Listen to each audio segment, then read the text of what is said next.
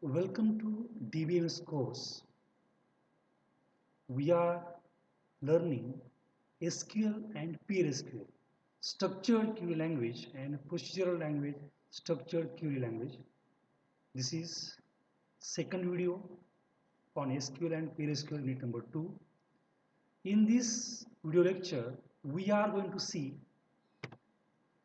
DDL specifications, create table, it means how to create table, actual command, then integrity constants, which integrity constants we use at the time of table creation, how to draw table structure, how to alter table, and query structure.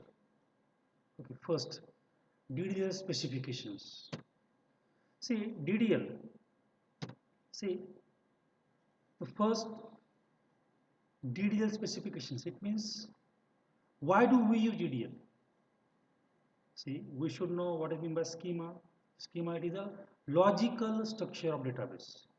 See, logical structure of database will be implemented by using commands.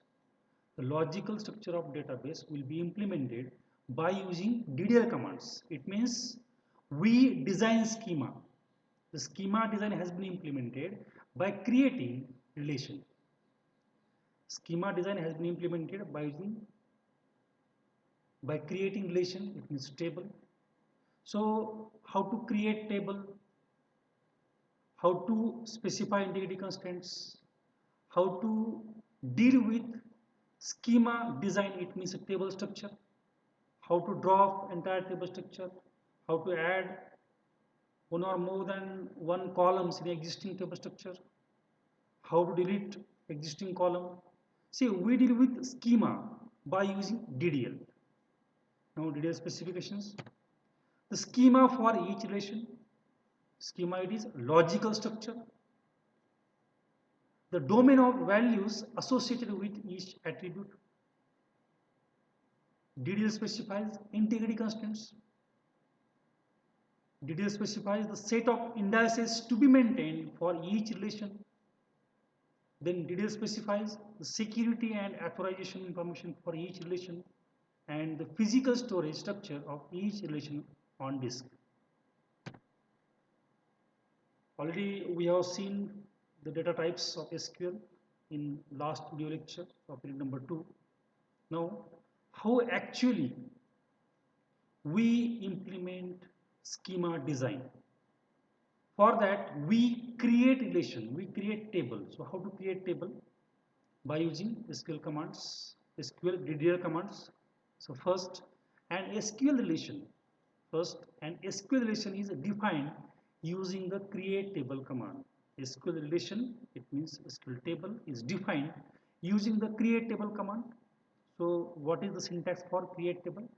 Create table are opening parenthesis A1, D1, comma A2, T2 up to AN, DN, then comma, pair of parenthesis, integrity constants, and then closing parenthesis. See, in this R is the name of the relation, name of table. A1 is, see, A1 it is attribute name. A1 is the first attribute. A2 is second attribute. Name of attribute is name of column. Name of attribute is name of column. D1 is data type of first attribute. D2 is data type of second attribute. D3 is data type of third attribute. In this way, DN is data type of n attribute. And each AI is an attribute name in the schema of relation R. DI is the data type of values in the domain of attribute. We know which data types we can use at the time of table creation in SQL. One of the example, create table branch, opening parenthesis, branch name, character, size of character 15, not null, then comma, second attribute, branch city, its data type character, size 30, comma, assets, its data type integer, and closing parenthesis. See, in this example, branch is the name of the table, name of relation. The first attribute branch name, whose type is character, it is not null. Then branch city, second attribute whose type is character, and assets, third attribute whose type is integer. See, when I press enter, then this table will be created. Table structure will be created whose name is branch. Then integrity constants in create table, not null. Not null is one constant. It means we are going to insert the not null values in that particular column, the primary key. Primary key constant we use to identify each record uniquely. Primary key constant is used to identify each record uniquely.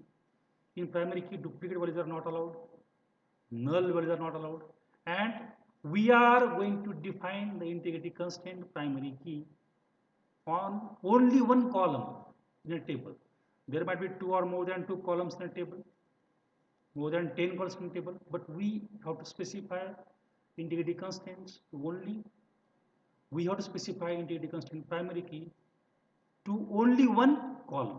We cannot set primary key integrity constant to two or more than two columns. It is compulsion to use primary key to set or to specify the primary key to only one column in the relation.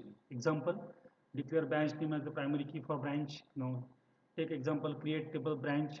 Branch is name of table, name of relation. The first attribute branch name whose type is character.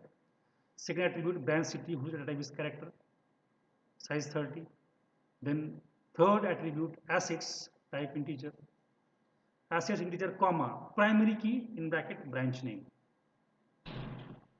See here branch name is the primary key, and it means in a table branch there is one attribute branch name, and whatever values we are going to insert in the branch name column, all values should be unique. The branch name should be unique, and we are going to set the branch name attribute as a primary key. This is integrity constant. How do we define integrity constants? At the time of table creation. Then we deal with schema structure, relation structure, that is table structure, by using DDL commands, some more DDL commands, drop and alter table, some more DDL commands, drop and alter. See, by using drop table, we can delete the entire table structure. The drop table command deletes all information about the drop relation from the database. The alter table command is used to add attributes to an existing relation. First we create relation, we create table. Suppose in a table there are 5 columns, 5 attributes, and afterwards it is required to add some more columns. So we can deal with existing structure of the relation by using alter, and we can add some more columns, some more attributes in existing structure of relation by using alter table or add AD. Now R stands for name of the table. See, R alter table R means name of the table, where A is the name of the attribute to be added to relation R, and D is the domain of A. See, A means new, A is the name of the column, name of the attribute, new attribute we are going to add to existing relation R, and D is data type. All tuples in the relation are assigned null as the value for the new attribute. The alter table command can also be used to drop attributes of relation. Suppose we have created one table. Suppose we have created one table, and in that table there are 10 columns, and it is required to delete one column. We don't require that data, that information of that attribute in future, and we are going to delete that column. We can delete that column by using drop command, alter drop. How? Alter table R drop A. Alter table R is the relation name of the table, drop A. A stands for the name of attribute, where A is the name of the attribute of relation R. Dropping of attributes not supported by many databases. Dropping of attributes not supported by many databases. See, there are in RDBMS, there are many DBMS like MySQL, MS Access, Oracle, etc. etc. And some DBMS which comes in category RDBMS, they won't support the dropping of attributes. This is about the drop and alter command. Then example of query structure.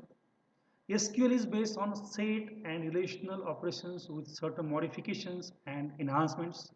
A typical SQL query has the form. A typical SQL query has the form. Select, so it is the clause we will see afterwards. Select A1, A2, A3 up to AN from R1, R2, Rn where P. Now AI represents an attribute. AI represents an attribute. Ri represents a relation, and P is a predicate. See, we use different predicates in SQL commands. We use different clauses in SQL commands. And to make SQL commands, we use different commands of different database languages like DDL, DML, DCL, TCL, etc. etc. Now this is one example of query structure.